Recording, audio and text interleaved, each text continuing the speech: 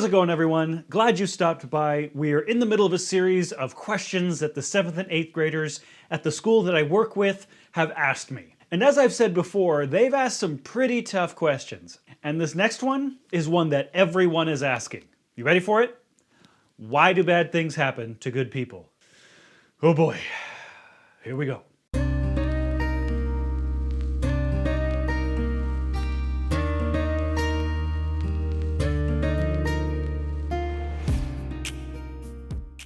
Now let me start by saying that people have been trying to answer this question forever, it seems. There's a theological word that we use to describe this kind of question. It's called a theodicy. Basically, theodicy means vindication of God's character in the face of the existence of evil. So I just want to start out by stating that my answer today is not going to satisfy everybody. This is how I've come to terms with this question. This is how I see the Bible answering this question, but I know that there have been a lot of people, tons of people, who have tried to answer this question for hundreds and hundreds and hundreds and hundreds of years. So the way that I'm going to be answering this question today is big picture rather than individual. My denomination has a concept called the Great Controversy. Basically, the Great Controversy is this controversy or war or battle that is basically about the character of God that started before the creation of this world. Revelation chapter 12, verses 7 through 9 kind of gives a history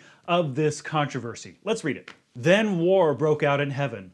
Michael and his angels fought against the dragon. The dragon and his angels also fought, but he could not prevail, and there was no place for them in heaven any longer. So the great dragon was thrown out, the ancient serpent who is called the devil and Satan, the one who deceives the whole world. He was thrown to earth and his angels with him. The war was over the character of God because Satan wanted to be God. He wanted to be like God.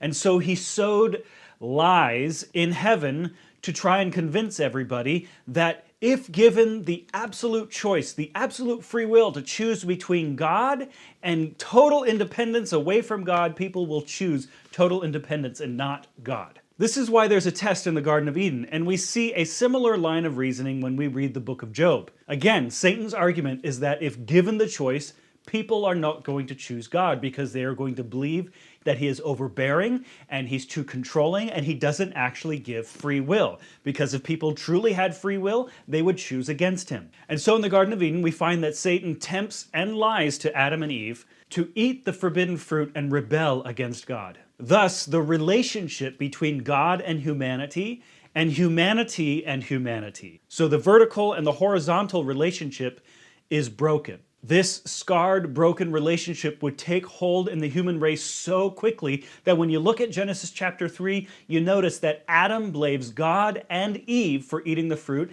and Eve blames God and the serpent for eating the fruit. Already, the relationship has broken. Jesus came to this earth to restore that relationship. However, the controversy still continues. It's because of this broken relationship between God and between us and other humans that we find bad things happening. Broken relationships end up with bad things. So just remember, this is just a quick answer. There have been theologians and philosophers that have studied this topic for their entire lives and still dealing with it and trying to figure out how it works. So I hope you enjoyed today's video. Like and subscribe, and we'll see you next time.